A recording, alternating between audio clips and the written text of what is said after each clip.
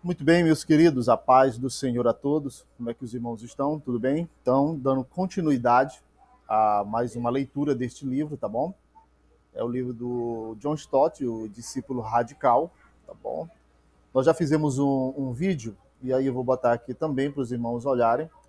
E na descrição eu estarei também fazendo uma síntese do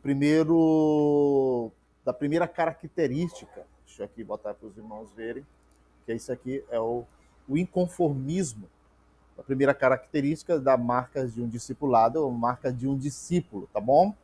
Então, se os irmãos quiserem nos dar um apoio no nosso vídeo, dá uma joinha para nós, compartilhe, tá bom? E comente também o que você gostaria que nós ainda fizéssemos também nessas leituras. Estarei lendo, creio que não vai dar para nós lermos todo o conteúdo da primeira característica de um discipulado eficaz, de um discípulo de Cristo, que é o inconformismo. Vamos lá, meus queridos, vamos fazer a leitura.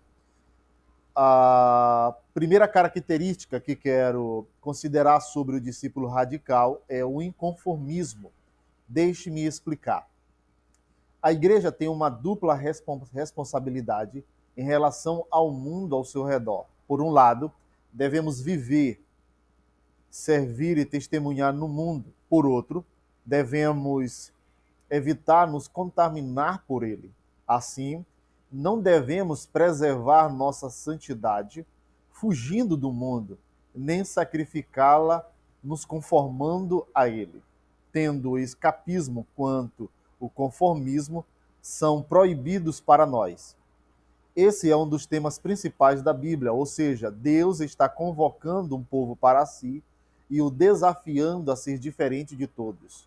Sejam santos, diz ele repetidamente ao seu povo, porque eu sou santo. Levítico 11:45 e 1 Pedro, do capítulo 1, dos versículos 15 e 16. Esse tema fundamental se repete nas quatro principais seções da Bíblia: a lei, os profetas, os ensinos de Jesus e os ensinos dos apóstolos. Darei um exemplo de cada um. Primeiro, a lei. Deus diz ao seu povo por meio de Moisés: não fareis segundo as obras da terra do Egito, em que habitastes, nem fareis segundo as obras da terra de Canaã, para a qual eu vos levo.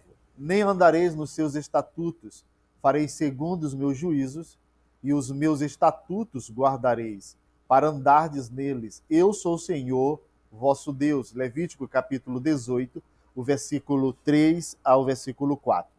Semelhantemente, a crítica de Deus ao seu povo por meio do profeta Ezequiel é que não andastes nos meus estatutos, nem executastes os meus juízos. Antes, fizeste segundo o juízo das nações que estão ao redor de vós. Ezequiel capítulo 11, versículo 12. O mesmo acontece no Novo Testamento. No Sermão do Monte, Jesus fala dos hipócritas e pagãos e acrescenta: não vos assemelheis, pois, a eles. Mateus 6:8. Finalmente, o apóstolo Paulo escreve aos Romanos: não vos conformeis com este século, mas transformai-vos pela renovação da vossa mente. Romanos capítulo 12 e versículo 12. Versículo 2. Aqui está o chamado de Deus para um discipulado radical, para um inconformismo radical à cultura circundante. O convite para desenvolver uma contracultura cristã, para um engajamento sem comprometer-se. Assim, quais as tendências contemporâneas que ameaçam nos tragar, a quais devemos resistir? Consideraremos quatro. A primeira delas é o desafio do pluralismo. O pluralismo afirma que todo ismo tem seu valor e merece nosso respeito. Portanto, ele rejeita as alegações cristãs de perfeição e singularidade e entende a tentativa de converter qualquer pessoa, que dirá todas, ao que julga ser simplesmente nossa opinião, ou seja, uma atitude de arrogância total. Como então deveríamos responder ao espírito de pluralismo? Com muita humildade, sem qualquer indício de superioridade pessoal. Porém, devemos continuar a afirmar a imparidade e perfeição de Jesus Cristo, pois ele é singular em sua encarnação, o único Deus homem, singular em sua expiação. Somente ele morreu pelos pecados do mundo e singular em sua ressurreição. Somente ele venceu a morte. E sendo que em nenhuma outra pessoa, a não ser em Jesus de Nazaré, Deus se tornou humano em seu nascimento, carregou os nossos pecados em sua morte e triunfou sobre a morte em sua ressurreição. Ele é singularmente competente para salvar os pecadores. Ninguém mais tem suas qualificações. Ninguém mais tem suas qualificações. Assim, podemos falar sobre Alexandre o Grande, Charles o Grande, Napoleão o Grande, mas não Jesus o Grande. Ele não é o grande, ele é o único. Não existe ninguém como ele. Ele não tem rival e nem sucessor.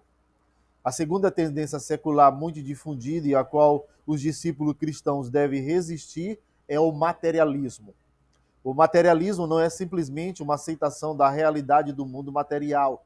Se assim fosse, todos os cristãos seriam materialistas, pois acreditamos que Deus criou o mundo material e disponibilizou suas bênçãos a nós. Deus declarou a ordem material também por meio da encarnação e ressurreição de seu Filho, na água do batismo, no pão e vinho da Santa Comunhão. Não é de admirar que William Temple tenha descrito o cristianismo como a religião mais material de todas.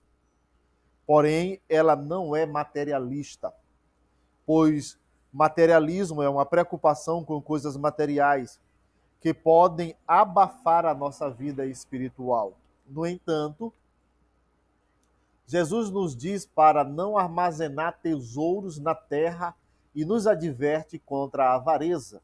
O mesmo faz o apóstolo Paulo, nos impedindo a desenvolver um estilo de vida de simplicidade, generosidade e contentamento.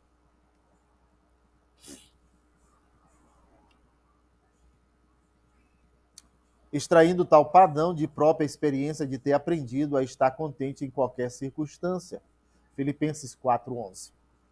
Paulo acrescenta que grande fonte de lucro é a piedade com o contentamento. 1 Timóteo 6:6. E continua explicando que nada temos trazido para o mundo, nem coisa alguma podemos levar dele. Talvez, de forma consciente, ele tivesse repetindo o que diz Jó: nu saí do ventre de minha mãe e nu voltarei. Jó capítulo 1, versículo 21. Em outras palavras, a vida na terra é uma breve peregrinação entre dois momentos de nudez. Assim, seríamos sábios se viajássemos com pouca carga. Nada levaremos conosco. Direi mais sobre materialismo no capítulo 5, tá bom? A terceira tendência contemporânea que nos ameaça e a qual não devemos nos render é o espírito pérfido do relativismo ético. Todos os padrões morais que nos cercam estão se desfazendo. Isso é verdade, especialmente no Ocidente. As pessoas se confundem diante da experiência de qualquer absolutos. O relativismo permeou a cultura e tem se infiltrado na igreja. Em nenhuma esfera esse relativismo é mais óbvio do que na ética sexual e na revolução sexual vivenciada desde os anos 60. Pelo menos onde a ética judaica cristã era levada a sério, o casamento era universalmente aceito como uma união monogâmica, heterossexual, amorosa e vitalícia, e como único contexto dado por Deus para a intimidade sexual. Atualmente, porém, mesmo em algumas igrejas, a relação sexual fora do casamento é largamente praticada, dispensando o compromisso essencial com um casamento autêntico. Além disso, relacionamentos entre pessoas do mesmo sexo são vistos como alternativas legítimas ao casamento heterossexual. Para combater tais tendências, Jesus Cristo chama seus discípulos à obediência e a se conformarem a seus padrões. Alguns dizem que Jesus não falou a respeito disso, mas ele o fez. Citou Gênesis 1:27, homem e mulher os criou, e Gênesis 2:24, deixa o homem pai e mãe e se une à sua mulher, tornando-se os dois uma só carne, dando a definição bíblica de casamento. E depois de citar esses versículos, Jesus deu-lhe seu próprio endosso pessoal, dizendo: o que Deus ajuntou, não separe o homem. Mateus capítulo 9, e Mateus 19, versículos de 4 a 6.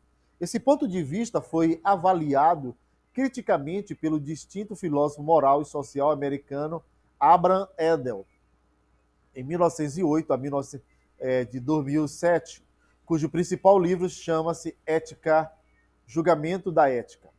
A moralidade é basicamente arbitrária, escreve ele, completando em versos livres.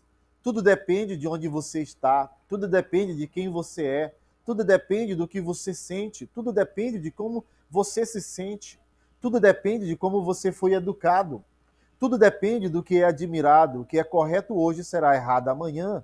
Alegria na França, lamento na Inglaterra, tudo depende do seu ponto de vista. Austrália ou Tambactu, em Roma, faça como os romanos. Se os gostos acabam coincidindo, então você tem moralidade. Mas, onde existe tendências conflitantes, tudo depende, tudo depende. Os discípulos cristãos radicais devem discordar disso. Certamente não devemos ser totalmente flexíveis em nossas decisões éticas, mas devemos procurar, com sensibilidade, aplicar princípios bíblicos em cada situação. O senhorio de Jesus Cristo é fundamental para o comportamento cristão. Jesus é Senhor, continua sendo a base da nossa vida. Assim, a pergunta fundamental para a igreja é: quem é Senhor? Será que a igreja exerce o senhorio sobre Jesus Cristo, tornando-se livre para alternar e manipular ou aceitar o que gosta e rejeitar o que não gosta? Ou Jesus Cristo é o nosso mestre e Senhor, de maneira que cremos nele e obedecemos os seus ensinamentos? Ele nos diz também: por que me chamais Senhor, Senhor, e não fazeis o que vos mando? Lucas 6:46. Confessar Jesus Cristo como Senhor, mas não obedecer a ele é como construir a vida sobre areia. Novamente, aquele que tem os meus mandamentos e os guarda, esse é o que me ama, disse ele no cenáculo. João capítulo 14, versículo 21. Aqui estão duas culturas e dois sistemas de valores, dois padrões e dois estilos de vida. Por um lado, há o estilo do mundo ao nosso redor. Por outro, a vontade revelada, boa e agradável de Deus. Discípulos radicais têm pouca dificuldade de fazer suas escolhas. Chegamos agora à quarta tendência, que é o desafio do narcisismo. Narcisismo, na mitologia grega, foi um jovem que viu seu reflexo em um lago, apaixonou-se por sua própria imagem, caiu dentro d'água e se afogou. Assim, narcisismo é um amor excessivo, uma admiração desmedida por si mesmo. Nos anos 60, o narcisismo se expressou por meio do movimento potencial humano, que enfatizava a necessidade da autorrealização. Nos anos 80 e 90, o movimento da nova era imitou o movimento potencial humano. Shirley MacLaine pode ser considerado o símbolo do movimento, pois era cega de paixão por si mesma. De acordo com ela, a boa notícia é essa: sei que existo, portanto eu sou. Sei que a força divina existe, portanto ela é. Já que sou parte dessa força, sou o que sou. Parece uma paródia deliberada da revelação que Deus faz de si mesmo a Moisés. Eu sou. Eu tô com fome. Tá, meu filho? Tua mãe foi comprar o nosso almoço. Ou o nosso jantar. Você tá gravando vídeo? Tô gravando. Deixa o like, se inscreve. Tá bom, vamos lá. Muito bem. Parece uma paródia deliberada da revelação que Deus faz de si mesmo a Moisés. Eu sou o que sou. Êxodo capítulo 3, versículo 14. Assim, o movimento da nova era nos convida a olhar para dentro de nós mesmos e nos explorar, pois a solução para os nossos problemas está em nosso interior. Não precisamos que um Salvador surja em algum lugar e venha até nós. Podemos ser o nosso próprio Salvador. Infelizmente, uma parte desse ensinamento tem permeado a igreja e a cristão, recomendando que devemos não somente amar a Deus e ao próximo, mas também amar a nós mesmos. No entanto, isso é um erro por três razões. Em primeiro lugar, Jesus falou do primeiro e grande mandamento e do segundo, mas não mencionou um terceiro. Em segundo lugar, amor próprio é um dos sinais dos últimos tempos, segundo Timóteo 3:2. Em terceiro lugar, o significado do amor ágape é o sacrifício próprio com benefício de outros. Sacrificar-se a serviço de si mesmo é nitidamente. Onde está minha mãe? Em terceiro lugar, o significado do amor ágape é o sacrifício próprio e benefício de outros. Sacrificar-se a serviço de si mesmo é nitidamente um contrassenso. Então, qual deve ser a atitude para conosco? Um misto de autoafirmação e autoanegação. Afirmar tudo em nós que vem da nossa criação e redenção, e negar tudo que pode ser ligado à queda.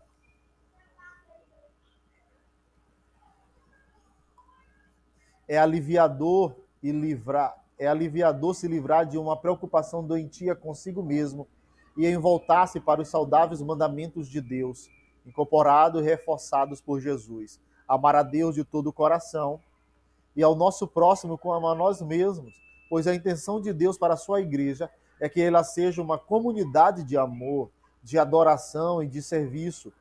Todos sabem que o amor é a maior virtude do mundo e os cristãos sabem o motivo. É porque Deus é amor. O cortesão espanhol do século XIII, Raimundo Lúlio, missionário entre os muçulmanos ao norte da África, escreveu que aquele que não ama não vive, pois viver é amar, e sem amor a personalidade humana se desintegra. É por isso que todos procuram autênticos relacionamentos de amor. Até agora, consideramos 4 tendências seculares que ameaçam subjugar a comunidade cristã. Em face dessas tendências, somos chamados a um inconformismo radical, não a um conformismo medíocre. Dentro do desafio do pluralismo, devemos ser uma comunidade de verdades, declarando a singularidade de Jesus Cristo. Diante do desafio do materialismo, devemos ser uma comunidade de simplicidade, considerando que somos peregrinos aqui. Diante do desafio do relativismo, devemos ser uma comunidade de obediência. Diante do desafio do narcisismo, devemos ser uma comunidade de amor. Não devemos ser como caniços agitados pelo vento, dobrando-nos diante das rajadas da opinião pública, mas tão inabaláveis quanto pedra em uma correnteza.